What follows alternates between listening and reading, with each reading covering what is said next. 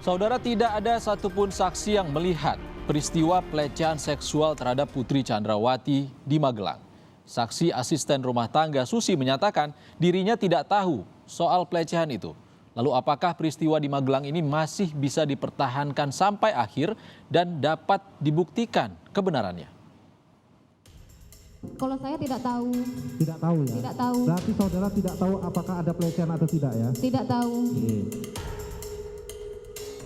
Tidak sama sekali tahu. Dia tidak tahu. Dia hanya mendapatkan ibu di depan kamar mandi.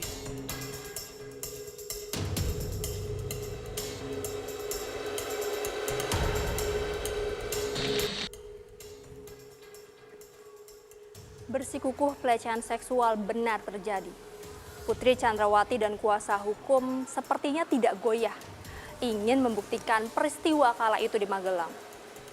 Putri Chandrawati tetap meyakini pernyataannya bahwa dirinya telah dilecehkan oleh ajudan yang sudah dianggap seperti anaknya sendiri.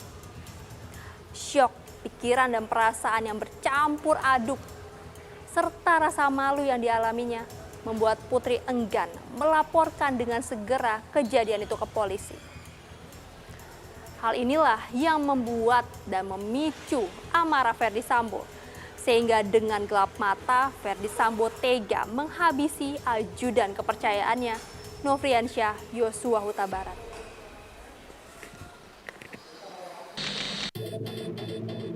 Masih ingat permintaan maaf Ferdy Sambo?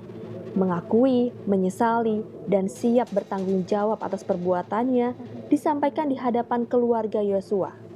Namun, Ferdy Sambo tetap menyebut bahwa tindakannya tak lepas dari perbuatan Yosua terhadap istrinya.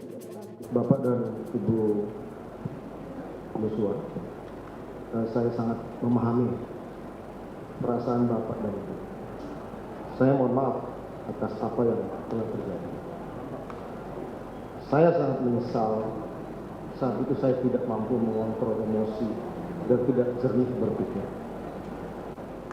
Di awal lewat persidangan ini, saya ingin menyampaikan bahwa peristiwa yang terjadi adalah akibat dari kemarahan saya atas perbuatan anak bapak kepada istri saya. Itu yang harus saya sampaikan, nanti akan dibuktikan di persidangan.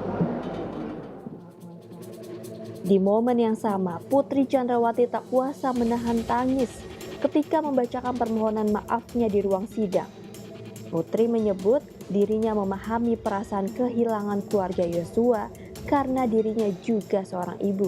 Saya dan Bapak Ferdy Sambo tidak sedetik pun menginginkan kejadian seperti ini terjadi dalam kehidupan keluarga kami yang membawa duka dan luka yang dalam di hati saya dan keluarga. Saya juga sebagai seorang ibu bisa merasakan bagaimana duka yang dalam di hati ibu sebagai ibunda dari Yosua. Dan saya siap menjalankan sidang ini dengan ikhlas dan ketulusan hati saya, agar seluruh peristiwa yang terjadi dapat terungkap. Terima kasih.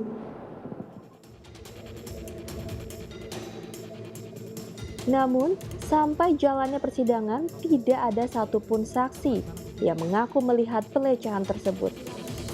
Baik Susi maupun Kuat Maruf, terlebih Ricky Rizal dan Richard Eliezer yang kala itu berada di luar rumah, tidak tahu menahu persisnya peristiwa sore itu. Ditanyai berulang kali terkait rangkaian peristiwa di Magelang, jawaban Susi dan Kuat sama, hanya menemukan Putri tergeletak di depan pintu kamar mandi dalam kondisi lemah. Satu saja, ini silahkan bicara ya. Untuk di Magelang sendiri ada tidak tindakan pelecehan itu terhadap Ibu PC? Kalau tidak ya tidak tahu, ya tidak tahu. Kalau saya tidak tahu. Tidak tahu ya? Tidak tahu. Berarti saudara tidak tahu apakah ada pelecehan atau tidak ya? Tidak tahu. Oke. Tidak sama sekali tahu. Dia tidak tahu. Dia hanya mendapatkan ibu di depan kamar mandi, di depan kamar tergeletak di pakaian mau dicuci itu. KM belum melihat, belum sempat ke atas melihat. Dia suruh Susi lihat dulu ke atas karena dia sempat konsen untuk mau bertanya kepada Jo yang kemudian Jo ini kan meninggalkan tempat, lari, meninggalkan lokasi. Tapi kuasa hukum terdakwa tetap yakin bukti-bukti yang mereka miliki kuat untuk mempertahankan narasi kekerasan seksual menjadi pemicunya. Seperti halnya poin-poin yang disampaikan dalam eksepsi, yakni keterangan ahli yang mendapati Putri memiliki kondisi psikologis yang buruk lantaran terlihat adanya simptom depresi dan reaksi trauma akut pasca kejadian. Satu hal yang perlu dipahami, seluruh bukti yang kami sampaikan itu sebenarnya juga sudah dikantongi atau dipegang oleh jaksa penuntut umum. Kenapa? Karena kami mendapatkan bukti-bukti tersebut dari berkas perkara yang diserahkan oleh jaksa penuntut umum. Apakah kami nanti juga akan mengajukan bukti-bukti yang lain? Ada sesi yang diberikan oleh hukum acara pidana. Saya ingat betul bagaimana Brigjen Andirian, Direktur Tindak Pidana Umum Bareskrim Mabes Polri kala itu menutup laporan percobaan pembunuhan dan laporan dugaan pelecehan seksual kepada Putri Chandrawati. Mari kita kilas balik sederet fakta dugaan pelecehan seksual kepada Putri Chandrawati. Yang pertama, Putri Chandrawati membuat laporan ke Polres Metro Jakarta Selatan. Dalam laporannya, Putri menyebut mendapat pelecehan dari ajudannya di rumah dinas Verdi Sambo yang ada di Duren 3. Berikutnya, Putri pun meminta perlindungan dari Lembaga Perlindungan Saksi dan Korban. Namun dalam prosesnya, LPSK justru mendapatkan kesulitan untuk meminta dan mendapatkan keterangan yang dibutuhkan. Sehingga pada akhirnya LPSK pun menolak permohonan yang diajukan Putri Chandrawati. Kemudian berlanjut setelah Verdi Sambo ditetapkan sebagai tersangka. Pada 12 Agustus 2022, polisi menghentikan proses penanganan terhadap kasus dugaan pelecehan seksual karena usai gelar perkara tidak ditemukan adanya unsur pidana dan melihat bagaimana laporan yang dibuat ini digunakan untuk merintang menghalangi penyidikan terhadap kasus pembunuhan Brigadir Yosua. Dan yang terakhir, muncul keterangan baru dari Verdi Sambo. Verdi Sambo menyebut bahwa pelecehan seksual tidak pernah terjadi di rumah dinasnya yang ada di Duren 3. Namun pelecehan seksual terjadi di rumahnya yang ada di Magelang. Ya, kejanggalan demi kejanggalan memang sudah tercium oleh publik sejak awal.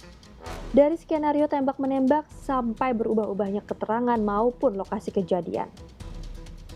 Perbedaan pendapat pun terjadi antara temuan Komnas HAM dan LPSK. Hasil penyelidikan Komnas HAM ditemukan adanya dugaan pelecehan yang terjadi di Magelang. Akan tetapi, hal tersebut dibantah oleh LPSK yang mendapati keanehan dari keterangan Putri sehingga kecil kemungkinan pelecehan tersebut terjadi. Bagaimana nanti hakim akan melihat ini semua sebagai sebuah betul-betul ada atau enggak? Apakah ini memang dicari oleh majelis hakim atau sekedar ingin diketahui saja? Atau bagaimana sebenarnya dalam persidangan kali ini? Kang Asep. Oh, maaf ya, katakan misalkan umpamanya ada pelecehan seksual, ya siapa yang melihatnya gitu? Kalaupun ada, itu siapa yang benar-benar melihat? Ya, itu kan belum menjadi fakta hukum. Selama berkekuatan hukum tetap yang nggak bisa dianggap ada, dianggap cerita sepihak. Katakanlah sekarang itu versinya PC, dikuatkan oleh KM, dikuatkan oleh Susi. Untuk ngapain gitu? Cerita kekerasan seksual, ngabisin durasi gitu, ya. Ya nggak ngapain? Katakanlah saya umpamanya, ini untuk membuktikan ya bahwa ini kenapa Sambo melakukan pembunuhan karena harga dirinya diinjak, dia kan dipropam, ngerti hukum, maka harus membunuh. Kepret aja sudah Joshua-nya gitu kan. Selesai kan? Jadi kalau yang paling hina pun itu udah nggak masuk akal. Apalagi ini tidak ada gitu kan. Kan cara hukum harus dianggap tidak ada fakta itu kan. Karena belum udah di SP3 kan oleh Pak Andi ya, diselesai dulu itu kan. Terlepas adanya pelecehan seksual atau tidak, Verdi Sambo dan Putri Chandrawati kompak menunjukkan tidak adanya keretakan dalam hubungan rumah tangga mereka. Verdi Sambo tetap tegar, percaya dan berdiri membela istrinya, rela membuat skenario palsu sampai melepas jabatan tingginya untuk mengembalikan harkat dan martabat keluarga. Bagai pagar yang tinggi dan terkunci rapat, hanya seorang Putri Chandrawati yang mengetahui benar atau tidaknya pelecehan seksual itu terjadi. Perjalanan sidang masih panjang, bukti-bukti tentu diperlukan. Kita akan lihat apakah sampai akhir persidangan Putri Chandrawati tetap pada pendiriannya.